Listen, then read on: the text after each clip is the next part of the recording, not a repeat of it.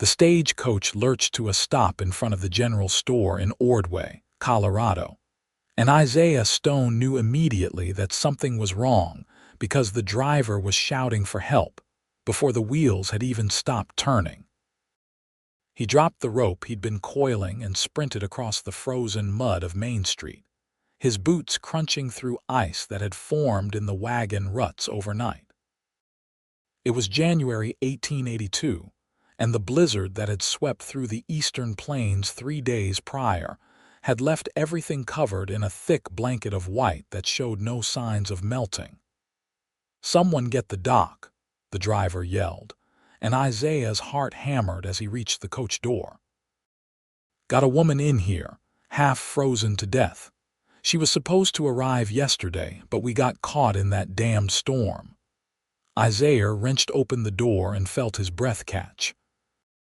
Huddled in the corner of the coach was a young woman, her lips tinged blue, her entire body shaking so violently that her teeth rattled audibly. Her hands were wrapped in what looked like strips of her own petticoat, but he could see the angry red and white mottling of frostbite even through the makeshift bandages. Her dark blonde hair had come loose from its pins and hung in tangled waves around a face that was far too pale, far too young, and far too terrified. "Please," she whispered, and her eyes met his with such raw fear that something twisted hard in his chest. "Please don't hurt me." Isaiah had seen plenty of hardship in his 30 years. He'd lost his parents to cholera, built his ranch from nothing, and weathered more storms than he could count. But the pure terror in this woman's eyes hit him harder than any bronco ever had. "Nobody's going to hurt you, miss," he said, keeping his voice as gentle as he could manage. "I'm Isaiah Stone. Let's get you somewhere warm." She flinched when he reached for her, pressing herself harder against the coach wall.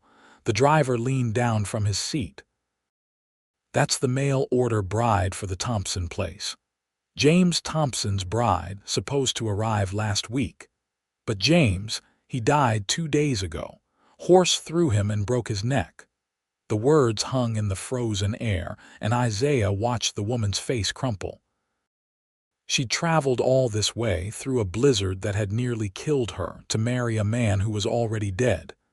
The injustice of it made his jaw clench. "Doesn't matter," Isaiah said firmly.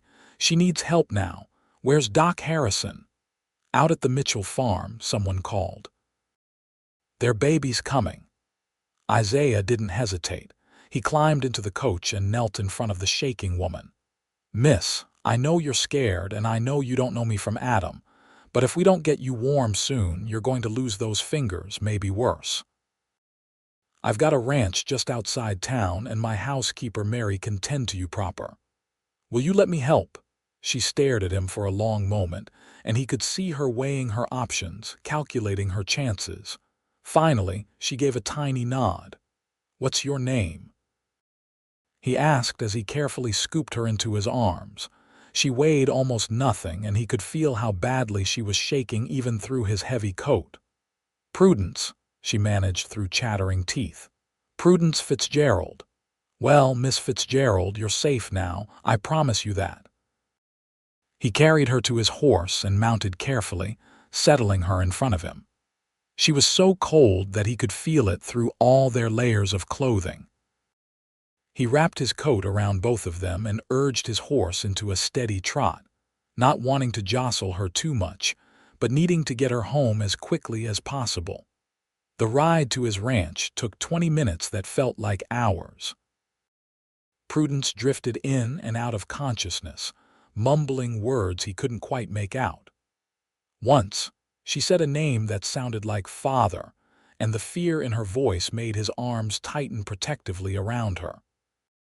Mary Whittaker, his housekeeper, took one look at Prudence and went into action like a general commanding troops. She was a stout woman of 50 with iron-gray hair and capable hands that had delivered calves, set broken bones, and nursed more than one sick ranch hand back to health. "Get her by the fire, but not too close," Mary ordered. "We need to warm her slow or we'll do more harm than good." Isaiah, you heat water, not boiling but warm.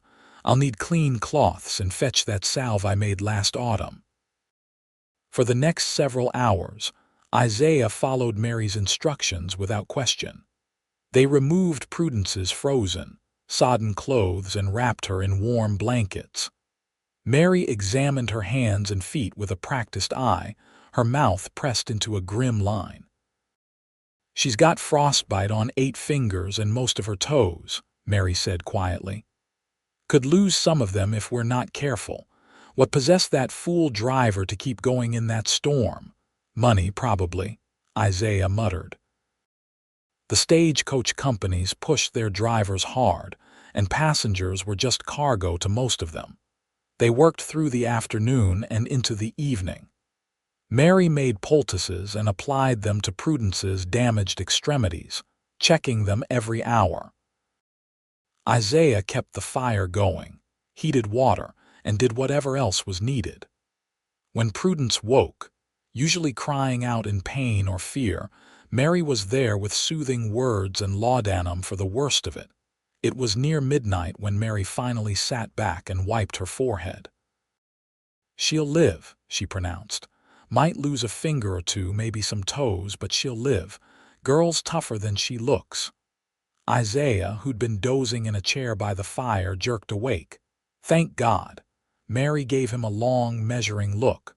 "What are you planning to do with her, Isaiah?" "She came here to marry James Thompson, and he's dead. She's got no money, no family here, nowhere to go." "I don't know yet," Isaiah admitted, "but I'm not going to throw her out on the street if that's what you're asking." "That's not what I'm asking, and you know it." Mary's voice was sharp. "I'm asking if you've thought about what people will say, you keeping a young woman in your house." "Let them say what they want. She needs help and I'm going to help her. That's all there is to it." Mary's expression softened. "You're a good man, Isaiah Stone. Your mama would be proud. But you mark my words, this situation is going to get complicated." She had no idea how right she was. Prudence woke the next morning in a soft bed she didn't recognize, in a room she'd never seen, with sunlight streaming through curtains that smelled like lavender. For a moment, she couldn't remember where she was or how she'd gotten there. Then the pain hit, a burning, throbbing agony in her hands and feet that made her gasp. "Easy now, child." An older woman appeared at her bedside, a woman with kind eyes and capable hands. "I'm Mary. You're at the Stone Ranch just outside Ordway. You remember getting here?" Prudence's memory was fragmented. She remembered the stagecoach, the terrible cold, the driver's angry curses as the storm worsened. She remembered thinking she was going to die, that she'd never reach Colorado, never meet the man she was supposed to marry. And she remembered eyes, kind gray eyes in a weathered face and a voice that had promised she was safe. "The man," she whispered. "Isaiah, that's right. Isaiah Stone. He brought you here, probably saved your life. You had a bad case of frostbite, miss. I've done what I can, but you're going to be in some pain for a while." Prudence looked down at her hands. They were wrapped in clean white bandages, but she could see the damage beneath. Her fingers were swollen and discolored, some worse than others. Tears pricked her eyes. "James," she said suddenly. "The driver said James was dead, James Thompson, the man I came here to marry." Mary's face filled with sympathy. "I'm afraid so, child. Horse accident 2 days before you arrived." "I'm so sorry." The tears came then, hot and bitter. Prudence hadn't known James Thompson, had never even seen his photograph. Their arrangement had been made through letters, practical and businesslike. He'd needed a wife, she'd needed escape, and it had seemed like the answer to both their prayers. But now he was dead, and she was stranded in Colorado with frostbitten hands, no money, and nowhere to go. Worse than that, she had no way home. No way back to Pennsylvania, back to her father's house. Not that she could go back even if she had the money. Her father would never take her back, not after she'd defied him. Not after she'd refused to marry the man he'd chosen for her, a man 3 times her age with a reputation for cruelty that was whispered about in parlors and shops. "What am I going to do?" she whispered. Mary sat on the edge of the bed and took Prudence's bandaged hand carefully in her own. "Right now, you're going to rest and heal. Everything else can wait. You're safe here, and that's what matters." But Prudence didn't feel safe. She felt trapped, dependent, frightened. She'd traded one impossible situation for another, and she didn't know if she'd survive this one either. Isaiah came to check on her that afternoon, knocking softly before entering with a tray of soup and bread. He was tall. She realized now that she could see him properly. Tall and broad-shouldered, with dark hair that was just starting to gray at the temples and those kind gray eyes that had been the first thing she'd really noticed about him. "Miss Fitzgerald," he said, setting the tray on the table beside her bed. "Mary says you're awake and doing better." "I'm glad to hear it, Mr. Stone." Prudence tried to sit up and winced at the pain. "I need to thank you. Mary says you saved my life. Just did what anyone would do." He pulled up a chair and sat, keeping a respectful distance. "How are you feeling?" "Like I put my hands in a fire," she admitted. "But alive, which is more than I expected yesterday. Doc Harrison came by while you were sleeping. He looked at your hands and feet, says Mary did everything right, and you should keep most of your fingers and toes. Might lose the tips of a couple, but you'll heal." Prudence absorbed this. She'd been so afraid to look to see how bad the damage really was. "Will I be able to use them? My hands?" "Doc says yes, with time. You'll need to be careful while they heal, and it's going to hurt something fierce for a while, but you'll get full use back or close to it." "That's good." She took a shaky breath. "Mr. Stone, I need to know. What happens to me now? I came here to marry a man who's dead. I have $15 to my name and no way to get home, even if I had somewhere to go. I can't impose on your hospitality forever." Isaiah leaned forward, resting his elbows on his knees. "Miss Fitzgerald, here's what I think should happen. You stay here until you're healed up. That's going to take weeks, maybe a couple months. Mary will take care of you, and you'll have a roof over your head and food in your belly. Once you're well, we'll figure out what comes next. Maybe there's work in town, or maybe we can find you passage back east if that's what you want. But right now you focus on getting better, that's all." "Why?" Prudence searched his face, looking for the catch, the ulterior motive. In her experience, men didn't do things out of pure kindness, especially not for women they didn't know. "Why would you do this for me?" Isaiah was quiet for a moment.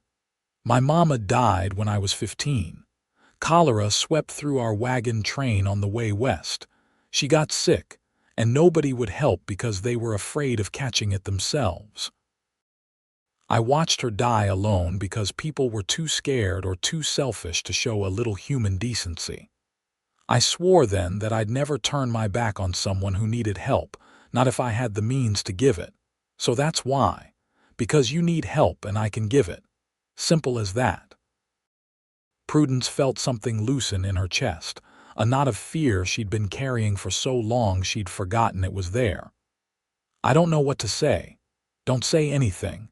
Just eat your soup and rest. Everything else will sort itself out." He left her then, and Prudence ate the soup, which was rich and good and the first warm food she'd had in days. Through the window, she could see snow-covered fields stretching to the horizon, and beyond them, mountains rising purple in the distance. It was beautiful, this Colorado territory, in a harsh, unforgiving way.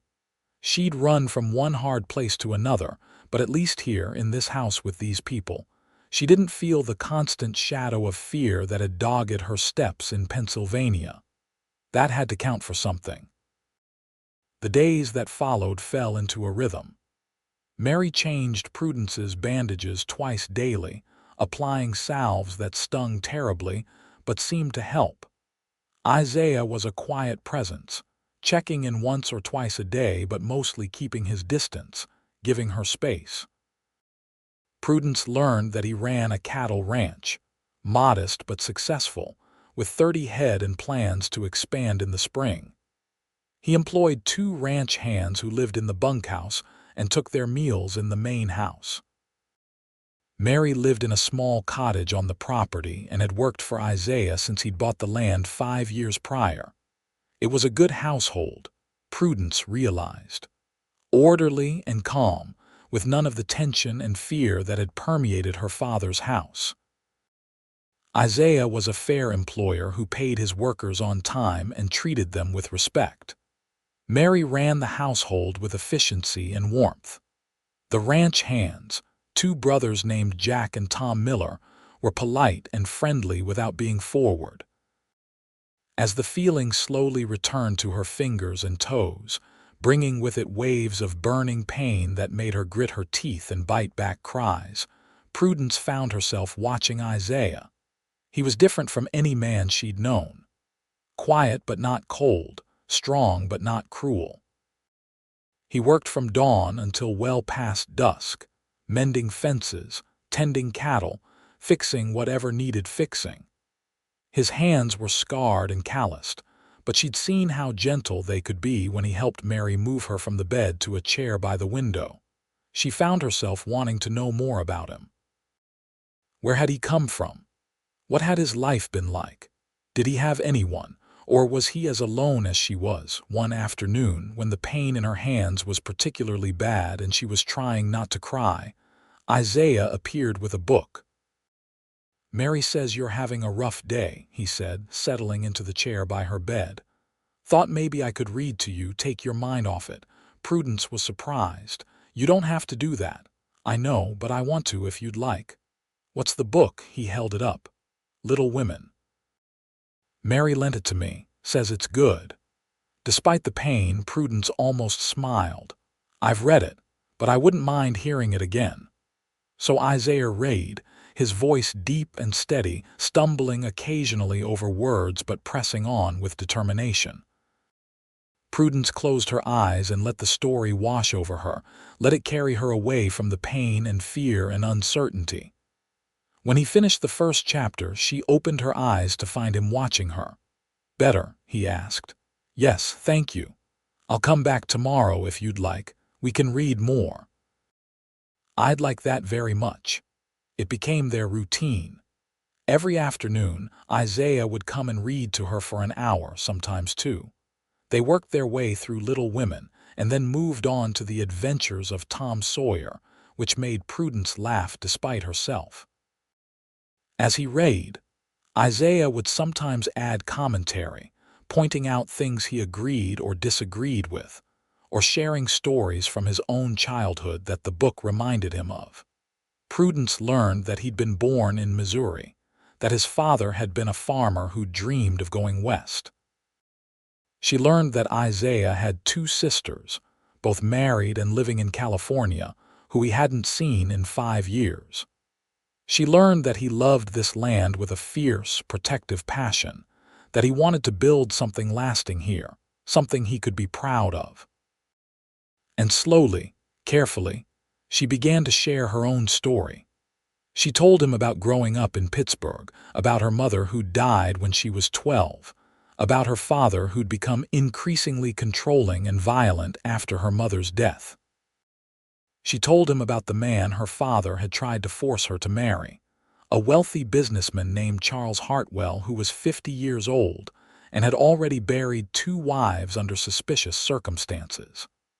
"I refused," she said quietly one afternoon while Isaiah was reading. He'd paused to turn the page, and the words had just tumbled out.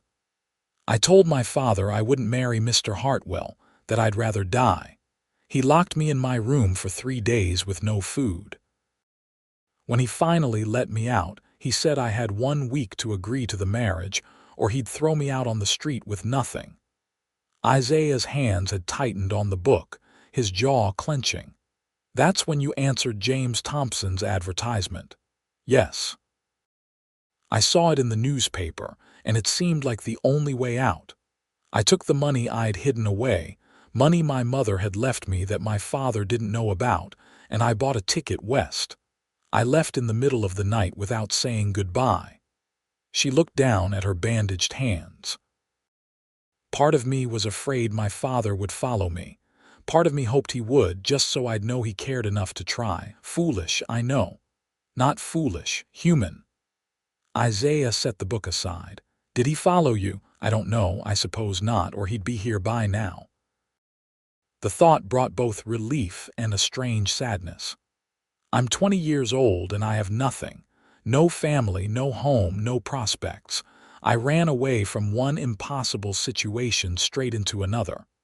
You have more than you think, Isaiah said firmly. You have courage. Not many people would have the guts to leave everything they know and travel halfway across the country alone. And you have determination. You survived that blizzard when a lot of people wouldn't have. Those things matter, Miss Fitzgerald. They matter more than money or family name or any of that. Prudence felt tears prick her eyes.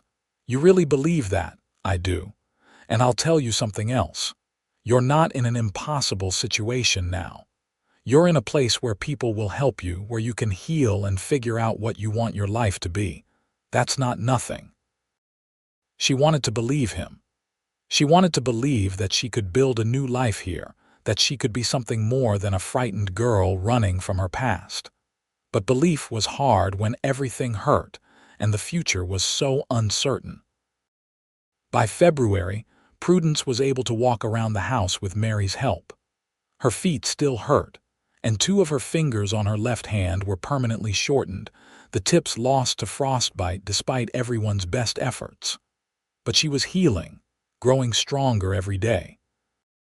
Mary put her to work doing small tasks, things that wouldn't strain her healing hands but would give her something to do besides sit and worry. Prudence folded laundry, helped prepare vegetables for dinner, and even attempted some mending, though her fingers were still clumsy and prone to dropping needles. She also began to explore the house. It was a solid structure, built to withstand the harsh Colorado winters, with 3 bedrooms, a large kitchen, a parlor, and a dining room. The furniture was simple but well made, and everything was kept clean and orderly thanks to Mary's efforts. What struck Prudence most was how much it felt like a home rather than just a house. There were books on the shelves, a quilt on the sofa that Mary said Isaiah's mother had made, curtains that let in light while keeping out drafts. Isaiah had built something good here, she realized. Something worth protecting. One evening, as she sat by the fire with Mary, Prudence finally asked the question that had been nagging at her for weeks. Why hasn't Isaiah married? He's a good man with a successful ranch. Surely there are women in town who'd be interested. Mary looked up from her knitting, her expression thoughtful. There are. Isaiah's had his share of offers over the years, but he's particular about things. He watched his father treat his mother like property, saw how miserable she was being dragged west when all she wanted was to stay in Missouri near her family. Isaiah swore he'd never marry unless it was to someone he truly cared for, someone who wanted the same life he did. He's been waiting for the right person and he hasn't found her yet. That's admirable, Prudence said softly. It is, but it's also lonely. Mary's needles clicked rhythmically. This is a big house for one man. He built it with a family in mind, but so far, it's just been him rattling around in it. Prudence thought about that long after she'd gone to bed. She thought about Isaiah, alone in this house he'd built for a family he didn't have. She thought about his kindness, his patience, the way he read to her every afternoon without fail. She thought about how safe she felt here, how for the first time in years she could sleep without fear.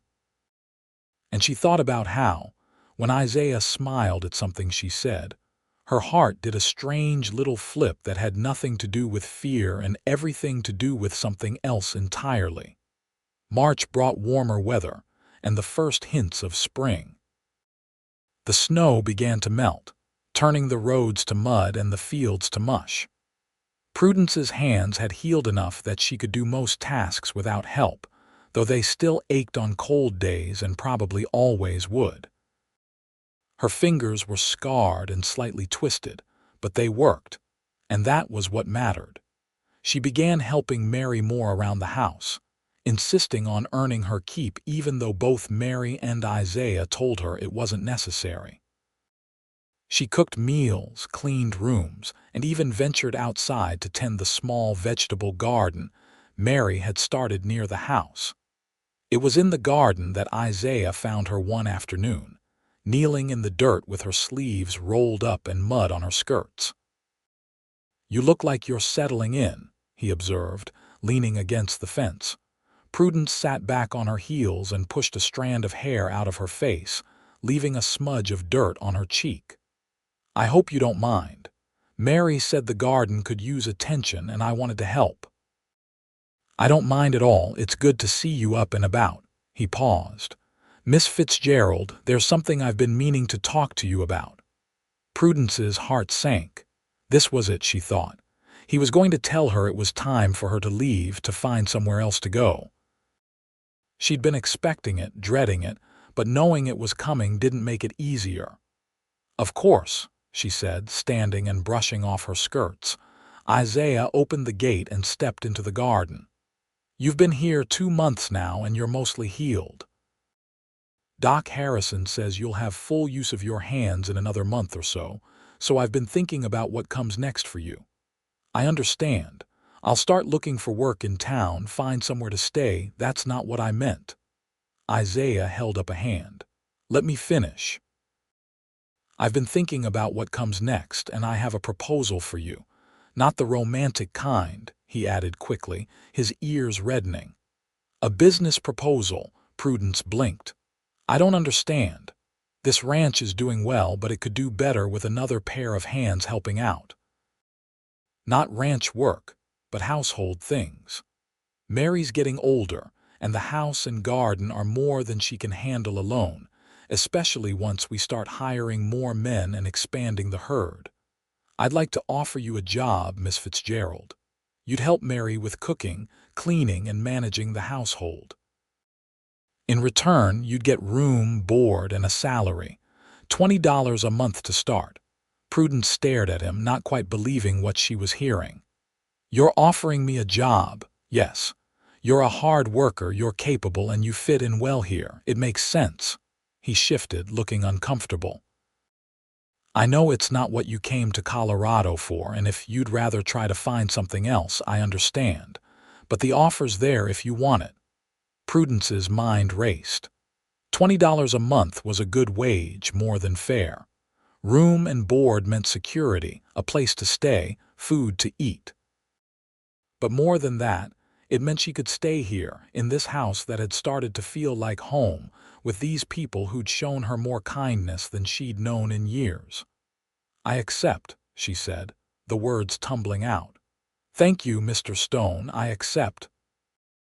Isaiah's face broke into a smile, a real, genuine smile that lit up his whole face and made her heart do that strange flip again. "That's good. That's real good.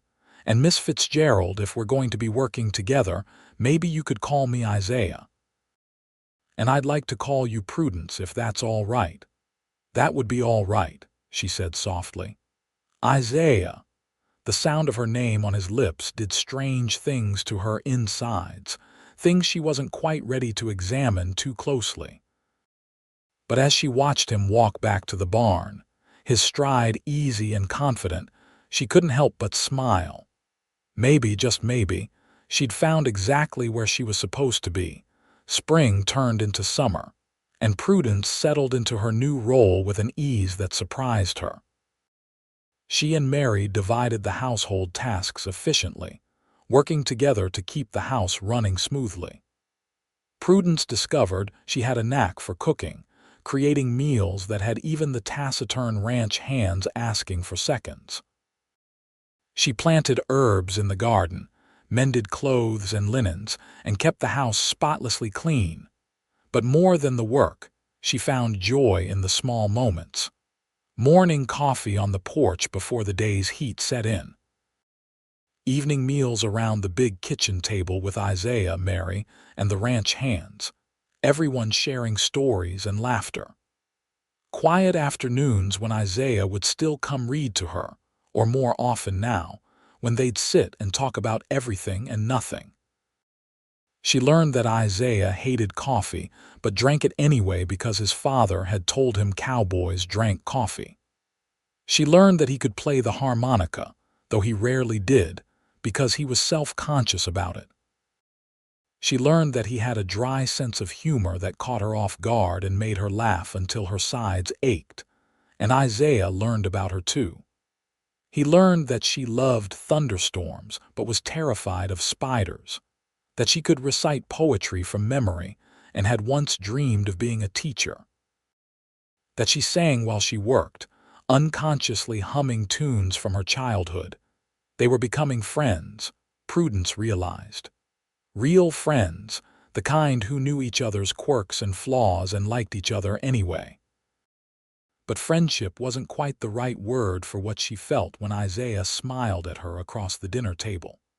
It wasn't friendship that made her heart race when their hands accidentally brushed while washing dishes.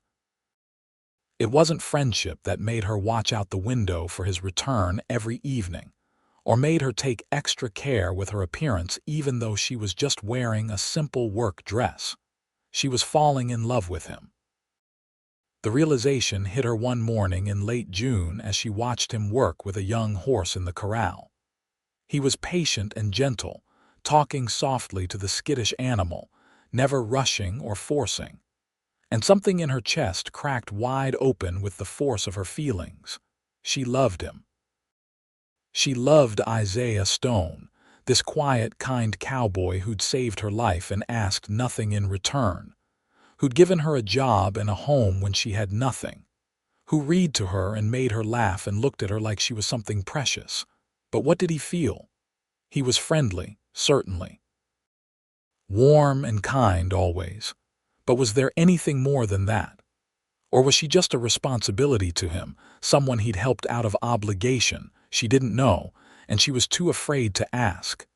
Isaiah Stone was in trouble, and he knew it. He'd meant what he said about helping Prudence because it was the right thing to do.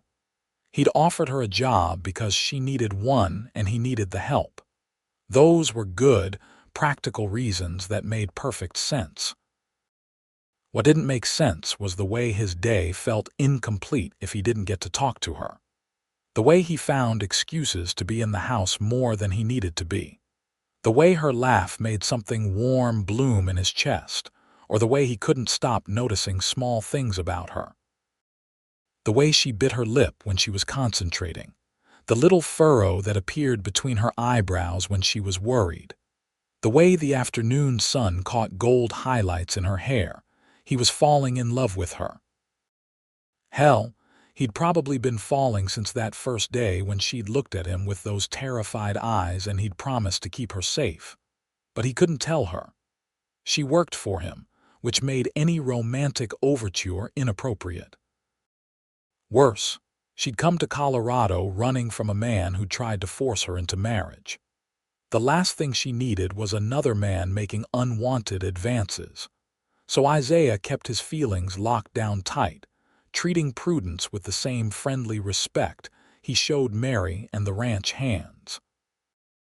It was torture, but it was the right thing to do. Mary, of course, saw right through him.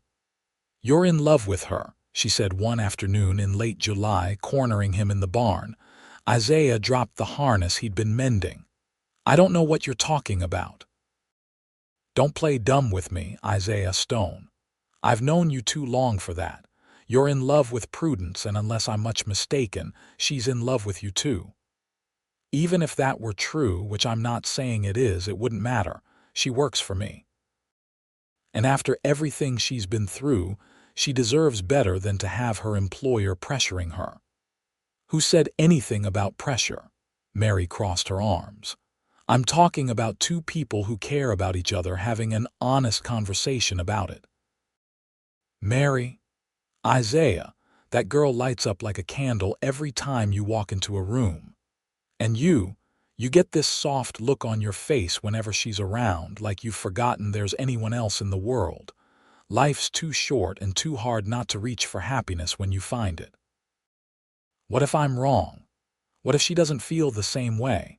I could lose her friendship, or worse, make her so uncomfortable she leaves. And what if you're right? What if you spend the rest of your life wondering what could have been because you were too scared to take a chance? Mary's expression gentled. Isaiah, you're a good man. You deserve to be happy. And that girl deserves to know she's loved for who she is, not for what someone can use her for. Think about it. Isaiah did think about it. He thought about little else for the next 2 weeks.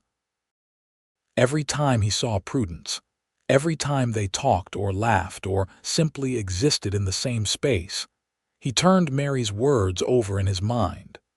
The decision was made for him on a hot August afternoon, when he returned to the house earlier than expected and found Prudence in the kitchen, crying. She was standing at the table with a letter in her hands, tears streaming down her face. When she saw him, she tried to wipe them away quickly, but it was too late. "Prudence, what's wrong?" He crossed to her in 3 long strides, his heart hammering. "Are you hurt?" "No, I'm sorry, I'm fine." But her voice was shaking and she clearly wasn't fine. "It's just a letter. It's foolish." "Let me be the judge of that. Who's the letter from?" She handed it to him wordlessly and he scanned it quickly. It was from an attorney in Pittsburgh, informing Miss Prudence Fitzgerald that her father had died of a heart ailment in June, and that his estate was being settled. As his only living child, she was entitled to her inheritance, which amounted to $3,000 and some personal effects. "I don't understand," Isaiah said carefully. "This seems like good news. Why are you crying? Because he's dead?" Prudence's voice broke. "My father is dead and I didn't even know. I was so angry at him, so hurt by what he did. But he was still my father. And now he's gone and I'll never get to tell him that I'm all right, that I'm happy. I'll never get to say goodbye." Understanding crashed over Isaiah. "Oh, Prudence, I know it's foolish. He tried to force me into a terrible marriage. He was cruel and controlling. But part of me always hoped that someday, somehow, things could be different. That he'd realize he was wrong and we could have some kind of relationship. Now that's never going to happen." Isaiah didn't think. He just pulled her into his arms, holding her while she cried. She was stiff for a moment, then melted against him, her face pressed against his chest while sobs shook her whole body. He rubbed her back and murmured soothing nonsense, the way he would to a frightened horse, and gradually her tears subsided. "I'm sorry," she whispered, not pulling away. "I've gotten your shirt all wet." "I don't care about my shirt." He realized his arms were still around her and that he should probably let go, but he couldn't quite make himself do it. "Prudence, it's not foolish to grieve for your father, even if he wasn't a good man. You can be angry at someone and still love them. That's part of being human." She pulled back enough to look up at him, her eyes red and swollen. "Have you ever felt that way? About my father, yeah. He was hard man, not always kind, but I loved him anyway. When he died, I was sad and relieved all at once, and I felt guilty about the relief. Took me a long time to make peace with it." "How did you do it? Make peace?" "I realized that people are complicated. They can be good and bad at the same time, make terrible choices, but still deserve compassion. I remembered the good things about my father and forgave the rest. Not for his sake, but for mine. Carrying anger around is like carrying a heavy pack. Eventually, you've got to put it down or it'll break your back." Prudence was looking at him with an expression he couldn't quite read. "You're a wise man, Isaiah Stone." "Not wise, just older than I'd like to be." He made himself step back, putting proper distance between them. "What are you going to do about the inheritance?" "I don't know. I suppose I'll write back and arrange to have it sent here." $3,000 is a fortune. I could do anything with that kind of money. Something cold settled in Isaiah's stomach. You could go anywhere. Buy a ticket to California, start over somewhere new. I suppose I could. Prudence wiped her eyes. Is that what you think I should do? No, Isaiah wanted to shout. Stay here, stay with me, but he couldn't say that. I think you should do whatever makes you happy. What if I don't know what that is? Then you take time to figure it out. There's no rush. He forced himself to smile. But whatever you decide, I'm glad you're all right, and I'm sorry about your father. He left before he could say anything stupid, retreating to the barn where he could beat himself up in private. She had money now. She could leave. She probably would leave, and he'd have no one to blame but himself for falling in love with someone he couldn't have. Prudence stared at the doorway Isaiah had disappeared through, her heart racing and her mind whirling. He'd held her. Actually held her, his arms strong and warm around her, his heart beating steady beneath her cheek. And for those few moments, she'd felt safer and more cherished than she ever had in her life. Then he'd pulled away and asked what she was going to do with her inheritance, his voice carefully neutral. As if he didn't care one way or another what she decided, except she'd seen something in his eyes, just for a moment. Something that looked like fear or sadness or both. Did he want her to stay? Or was she reading too much into things, seeing what she wanted to see? Mary found her still standing in the kitchen 10 minutes later, the letter clutched in her hand. Child, what's wrong? Isaiah just stormed through here looking like someone shot his dog. I got a letter. My father died. I have an inheritance. I see. Mary's eyes were sharp and knowing, and Isaiah knows about this. Yes, he asked what I was going to do with the money. And what did you say? That I didn't know. Prudence looked at Mary helplessly. Mary, I don't want to leave. I love it here. I love this house and this ranch and the work I do. I love the mountains and the sky and the way the wind sounds at night. I love. She cut herself off before she could say too much. You love Isaiah, Mary finished gently. Prudence felt heat flood her face. Is it that obvious? Only to someone who's paying attention. Which, I should mention, includes Isaiah. That man is head over heels for you, child. He's just too noble and too scared to say anything about it. How do you know? Because I've watched him for the past 6 months mooning over you like a lovesick calf. And because he just asked me what I thought you'd do with your inheritance, and looked like I'd stabbed him when I said you might use it to travel. Hope and fear warred in Prudence's chest. What if you're wrong? What if he doesn't feel that way? Then I'll eat my hat, but I'm not wrong. Mary put her hands on her hips. Question is, what are you going to do about it? I don't know. I can't just walk up to him and ask if he's in love with me. Why not? Men do that to women all the time. That's different. It's only different because we've been told it is. Prudence, you're a brave woman. You left everything you knew to escape a bad situation. You survived a blizzard and frostbite. You built a new life from nothing. Are you really going to let fear stop you from going after what you want now? Put that way, it did seem cowardly. Prudence had faced down her father, traveled across the country alone, and endured physical agony. Surely she could find the courage to tell one man how she felt. What do I say? She asked. Mary smiled. You'll know when the moment comes. The moment came 3 days later. Prudence had been working up her nerve trying to find the right time and place to talk to Isaiah. But he'd been distant since the day of her letter, polite but careful, never quite meeting her eyes. It hurt, that distance. It felt like a door closing, and Prudence was determined to wedge her foot in before it shut completely. She found him in the corral at sunset, working with the same young horse she'd watched him train months before. The horse was steady now, responsive to the lightest touch, a testament to Isaiah's patience and skill. He looks good, she said, leaning on the fence. Isaiah glanced over, surprise flickering across his face. He's come a long way, be ready to sell in a few weeks, I think. You're good at this. Training horses. It's just patience, taking the time to understand what they need, not rushing things. He brought the horse to a stop and dismounted. Did you need something, Prudence? It was now or never. Prudence took a deep breath. I need to talk to you about something, all right. He tied the horse and came to the fence but didn't climb over. Keeping the barrier between them, she noticed. I've been thinking about my inheritance, about what to do with it. Isaiah's expression shuddered. Have you made a decision? I have. I'm going to put most of it in the bank here in Ordway. Save it for the future, for whatever I might need it for. I might use some to buy a few things I've been wanting, maybe some new books or fabric for dresses. That sounds sensible. And what about traveling? You've got enough money now to go anywhere you want. I don't want to go anywhere.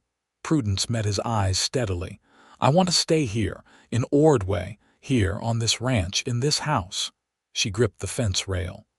Isaiah, I know I work for you and maybe that makes this inappropriate. But I have to know. That day when I got the letter when you held me, was that just you being kind, or was it something more? Isaiah went very still. Prudence, because if it was something more, if you feel even a fraction of what I feel for you, then I need you to tell me. And if you don't, if I'm reading this all wrong, I need to know that too. What do you feel for me? His voice was rough, barely above a whisper. Prudence's heart was hammering so hard she could barely breathe. I love you. I think I've been falling in love with you since the day you carried me out of that stagecoach and promised I was safe. And every day since then, I've just fallen harder. The way you're patient and kind, the way you treat everyone with respect, the way you make me feel like I matter. I love your smile and your laugh and the way you read to me even though you stumble over the big words. I love everything about you, Isaiah Stone, and I need to know if there's any chance you might feel the same way. For a long moment, Isaiah just stared at her. Then, without a word, he vaulted over the fence and pulled her into his arms, kissing her with a desperate intensity that stole what little breath she had left. Prudence kissed him back with everything she had, her hands fisting in his shirt, her whole body trembling. It was her first kiss and it was perfect. He was perfect. Everything was perfect when they finally broke apart, both breathing hard. Isaiah rested his forehead against hers. I love you, he said, his voice shaking. God, Prudence, I love you so much it terrifies me. I've been trying not to, trying to keep my distance because I didn't want to pressure you or make you uncomfortable. But I love you. I think I've loved you from the moment you looked at me with those scared eyes and trusted me anyway. Prudence laughed, the sound coming out half sob. We're a pair of fools, aren't we? Both in love and both too scared to say anything. Complete fools. Isaiah cupped her face in his hands, his thumbs brushing her cheekbones. Prudence Fitzgerald, I know we haven't known each other long. And I know you came to Colorado for a different life than this. But I need to ask you something, and I need you to think hard before you answer. All right. Will you marry me? Not because you need security or a place to live, not because you feel obligated, but because you want to, because you love me and want to build a life with me. Will you marry me? Prudence felt tears spill down her cheeks, but these were happy tears, joyful tears. Yes. Yes, Isaiah, I'll marry you. I can't think of anything I want more. He kissed her again, softer this time, gentle and reverent. I'll heal all your hurts, he whispered against her lips. With time, I promise. You already have, she whispered back. They were married 3 weeks later in the small church in Ordway, with Mary standing up as Prudence's attendant and Tom Miller as Isaiah's.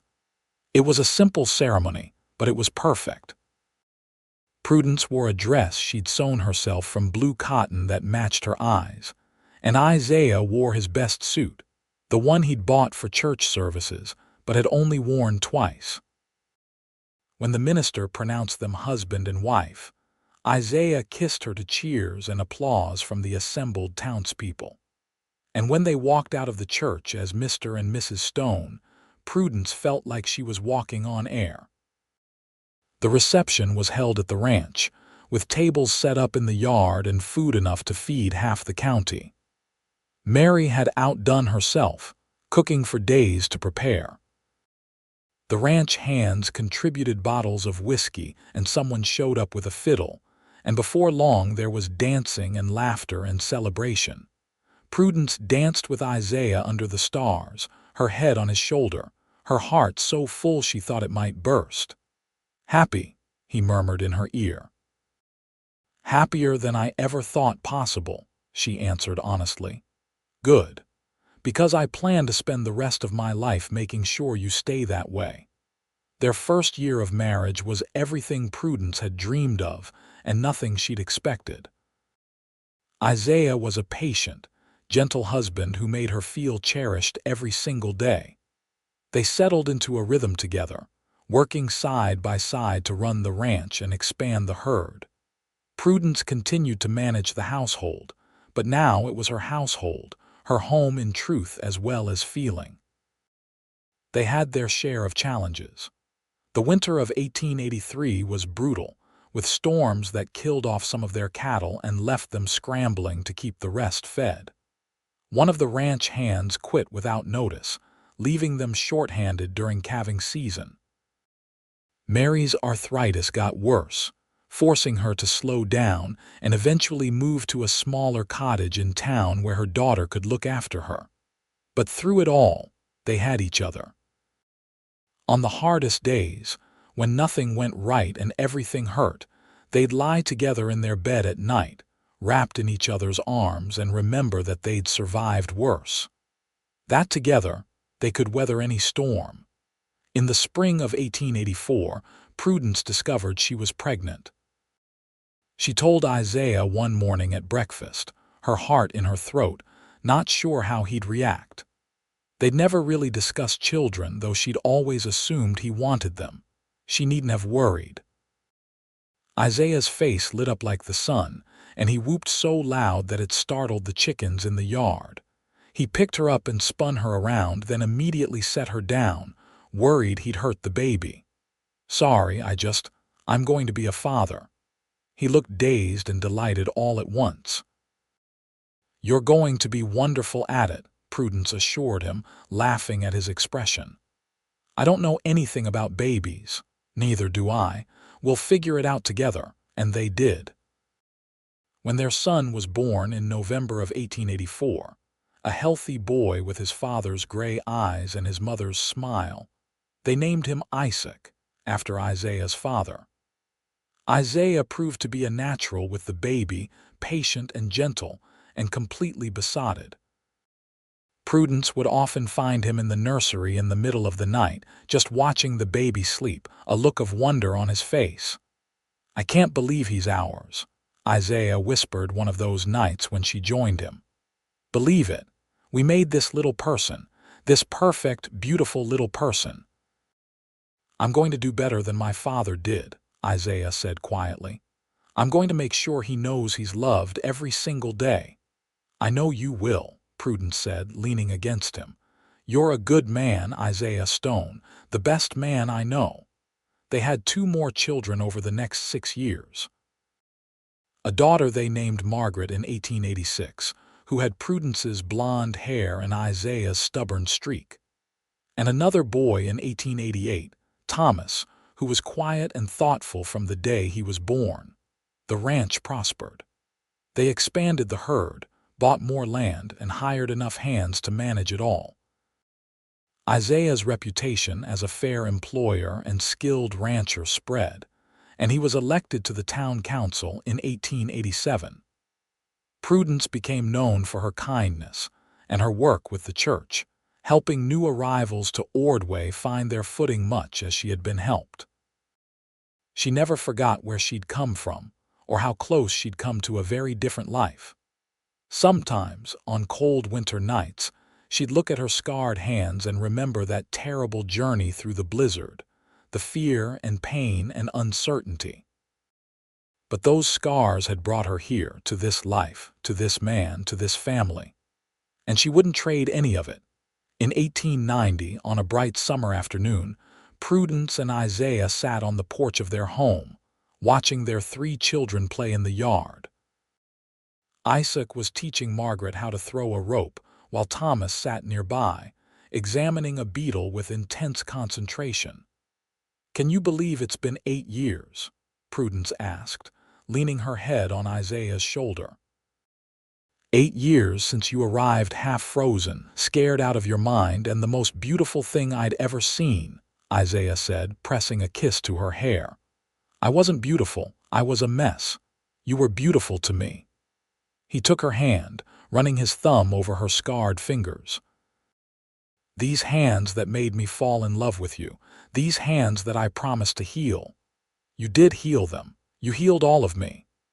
Prudence turned to look at him, this man who'd saved her in every way a person could be saved. "I love you, Isaiah Stone, more now than even on the day we married." "I love you too, more than words can say." He kissed her, soft and sweet and full of promise. Isaac made a disgusted noise from the yard. "Aw, they're kissing again," Margaret laughed. "Don't be a baby, that's what people do when they're in love." "Well, I'm never falling in love then," Isaac declared. Isaiah and Prudence exchanged amused glances. "You say that now," Isaiah called to his son. "Just wait. Love has a way of sneaking up on you when you least expect it. Is that what happened with you and Mama?" Margaret asked, abandoning the rope to come sit on the porch steps. "Something like that," Prudence said.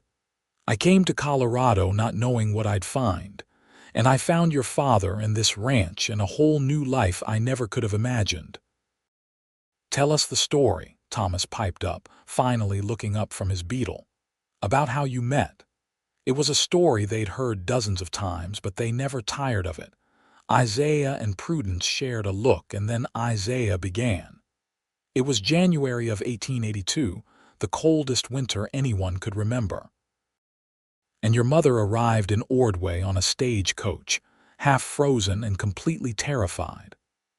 As Isaiah told the story, embellishing in all the right places to make the children laugh and gasp, Prudence watched her family and felt such overwhelming gratitude that her eyes stung with tears. She'd run from one life and straight into another, and somewhere along the way, she'd found exactly what she'd been searching for all along. Not just safety, though Isaiah had given her that. Not just security, though they'd built that together. But love. Real, deep, abiding love that had taken root in her heart and grown stronger with every passing year. The sun was setting over the mountains, painting the sky in shades of orange and pink and purple. The air was warm and sweet with the scent of hay and wildflowers. Her children were healthy and happy, her husband was by her side, and her future stretched out before her full of possibility. She'd arrived with frostbite and fear, and Isaiah had healed both with time, just as he'd promised. But more than that, he'd given her hope and happiness and a home in every sense of the word. "Mama, are you crying?" Margaret asked, noticing the tears on Prudence's cheeks. "Happy tears, sweetheart," Prudence assured her. "Just thinking about how lucky I am to have all of you." Isaiah squeezed her hand, understanding as he always did. "We're the lucky ones," he said quietly, for her ears alone. "I'm the luckiest man alive." The years continued to roll by, bringing changes and challenges, but also blessings beyond measure. Isaac grew into a responsible young man who loved the ranch as much as his father did. He'd take over one day, they all knew, and Isaiah was already teaching him everything he knew about cattle and horses and the land. Margaret turned out to have a gift for healing, nursing injured animals back to health with patience and skill. When she was 15, she announced her intention to become a nurse, and though some in town thought it unladylike, Isaiah and Prudence supported her dream without hesitation. Their daughter would have choices they'd never had, opportunities to be whoever she wanted to be. Thomas, quiet Thomas, surprised everyone by developing a passion for education. He devoured books the way other boys devoured cookies, and when he was 17, he won a scholarship to a teaching college in Denver. Isaiah and Prudence watched him leave with pride and a few tears, knowing they'd raised a son who would make a difference in the world. As the century turned and 1900 dawned, Isaiah and Prudence found themselves entering middle age. Isaiah's hair was more gray than dark now, and Prudence had lines around her eyes from years of squinting into the sun. But they were healthy and happy, surrounded by friends and family, and the life they'd built together. One evening in the spring of 1901, they received a letter that brought the past rushing back. It was from an attorney in Pittsburgh, informing them that the estate of Charles Hartwell had been settled. Mr. Hartwell had died in prison, where he'd been serving a sentence for the murder of his third wife. The letter went on to say that several other women had come forward after his arrest, sharing stories of abuse and control. The attorney wanted Prudence to know that her decision to refuse his proposal had likely saved her life. Prudence read the letter twice, then handed it to Isaiah. Her hands were shaking, but not from fear, from relief, from validation, from the knowledge that her instincts all those years ago had been right. "I could have ended up like his other wives," she said quietly. "If I hadn't run, if I'd given in to my father's demands." Isaiah pulled her close. "But you didn't. You were brave enough to choose a different path, even when it was terrifying." "I was lucky," Prudence corrected. "Lucky that you were there when that stagecoach arrived. Lucky that you were kind and good and willing to help a stranger. Luck had nothing to do with it." "You saved yourself, Prudence. I just helped a little bit along the way." She supposed he was right. She'd made the choice to leave, to risk everything for a chance at something better. Isaiah had been part of that something better, but she'd been the one brave enough to reach for it. No regrets. Isaiah asked, as he had so many times over the years. "Not a single one," Prudence answered, as she always did, and it was true. Every hardship, every struggle, every moment of fear or pain had been worth it to get to where they were now. To this life, this love, this family. In 1905, Isaac married a sweet girl from town named Elizabeth, and a year later, Isaiah and Prudence became grandparents to twin boys. Margaret finished her nursing training and took a position at the hospital in Colorado Springs, where she met and fell in love with a young doctor. Thomas became a teacher in Denver, shaping young minds and making a difference just as they'd known he would. The ranch continued to thrive under Isaac's management, and Isaiah, now in his 50s, was content to step back and let his son take the lead.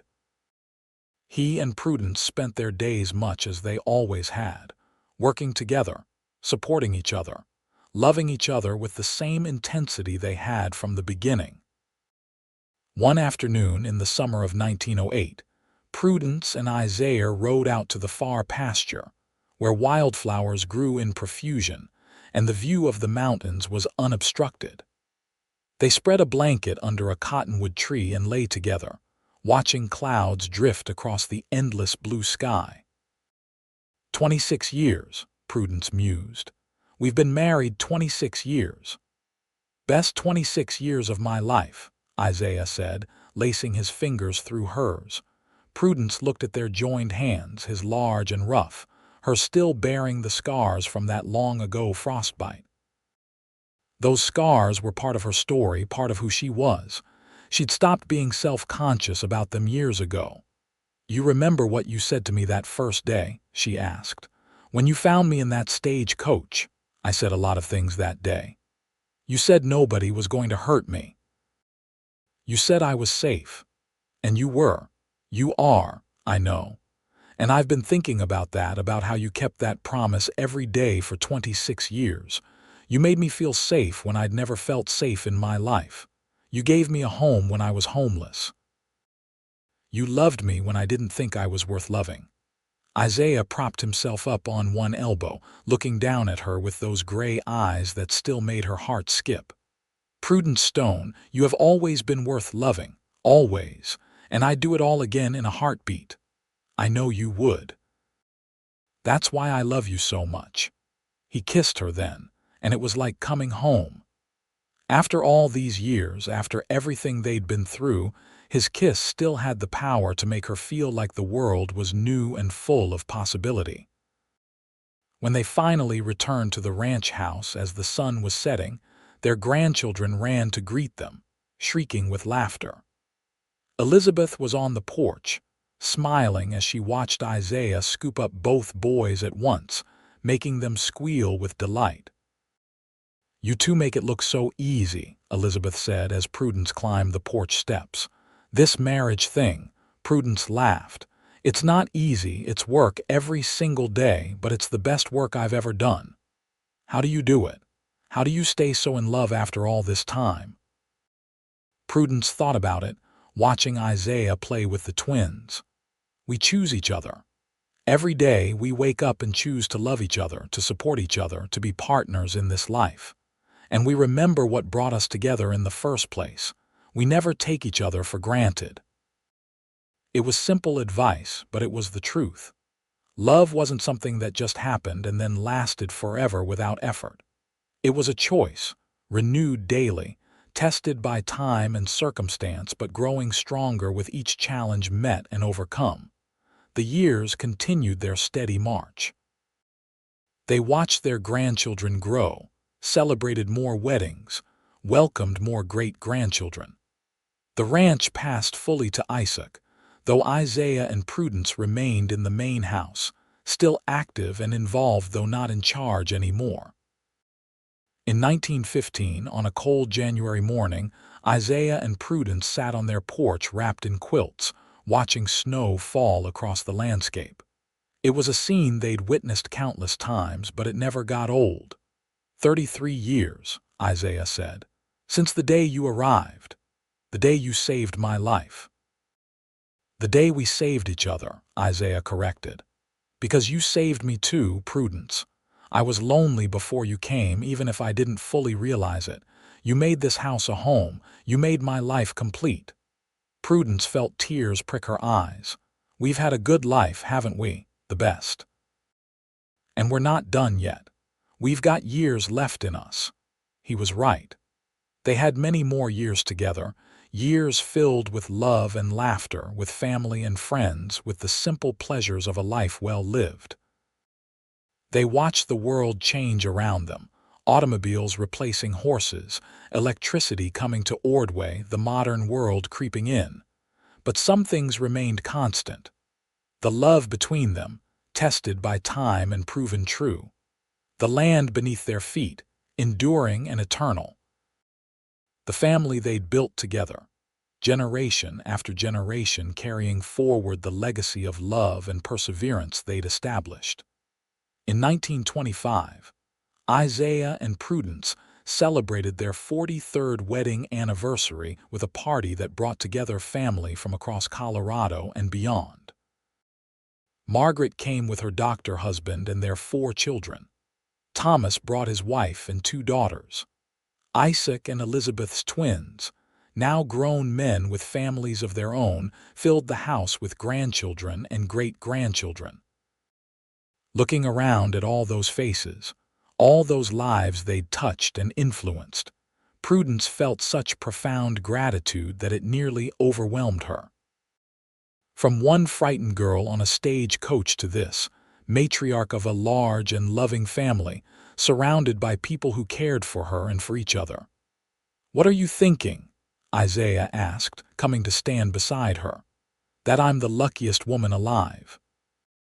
That every moment of fear and pain was worth it to get here, to this moment, with you and all these people we love." Isaiah wrapped his arm around her waist. "I told you I'd heal your hurts with time. Did I keep my promise?" Prudence leaned into him, this man who'd been her rock for over 40 years. "You kept every promise you ever made me. You healed me, you loved me. You gave me a life beyond anything I could have dreamed. You did the same for me, Prudence. Every day with you has been a gift." They stood together, watching their family laugh and celebrate, and Prudence knew that this was what happiness looked like. Not the absence of struggle or hardship, but the presence of love that endured through everything. Love that chose to stay, to fight, to persevere.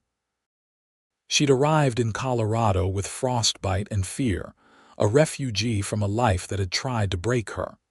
And Isaiah had been there, offering help without expectation, kindness without condition. He'd promised to heal both with time, and he had. But in doing so, he'd given her so much more. He'd given her a home, a family, a purpose. And most of all, he'd given her himself day after day, year after year, through everything life could throw at them. That night, after the party had ended and the guests had departed or retired to various bedrooms throughout the house, Isaiah and Prudence lay together in the darkness of their room. They were both in their 70s now, their bodies showing the wear of age, but their love was as strong as ever. "Isaiah," Prudence whispered. "Yes, my love, thank you for everything, for seeing past my fear to the person I could be, for loving me when I was broken, for building this life with me." Isaiah pulled her closer. "Prudence, loving you has been the easiest thing I've ever done. You're the best part of my life, and you always have been." They fell asleep like that, wrapped in each other's arms, secure in a love that had withstood every test and emerged stronger. Outside, snow began to fall again, covering the world in white, nature's reminder that beginnings could emerge from endings, that beauty could arise from hardship. Isaiah and Prudence lived many more years together, growing old side by side on the ranch they'd built, surrounded by the family they'd created. They faced the challenges of age with the same partnership that had defined their marriage from the beginning, caring for each other with tenderness and devotion. When Isaiah passed away peacefully in his sleep in 1932, at the age of 80, Prudence mourned him deeply, but without regret. They'd had 50 years together, 50 years of love and partnership and joy. She held his hand as he took his last breath, grateful beyond measure for every moment they'd shared. Prudence lived another 8 years, spending her final years surrounded by children, grandchildren, and great-grandchildren. She told stories of the old days, of how she'd arrived in Colorado frightened and frozen, and how a kind cowboy had saved her life and stolen her heart. She made sure the younger generations understood the importance of kindness, of helping those in need, of choosing love even when it was difficult. When she died in 1940 at the age of 78, it was in the same house where she'd recovered from frostbite all those years ago, in the same bed she'd shared with Isaiah for half a century. Her last thoughts were of him, of his smile and his gray eyes, and the way he'd made her feel safe from the very first moment. They buried her next to Isaiah on a hillside overlooking the ranch, under the wide Colorado sky they'd both loved so much. And though they were gone, their legacy lived on in the family they'd created, in the love that had sustained them through everything, in the story of two people who'd found each other against all odds and built something beautiful together.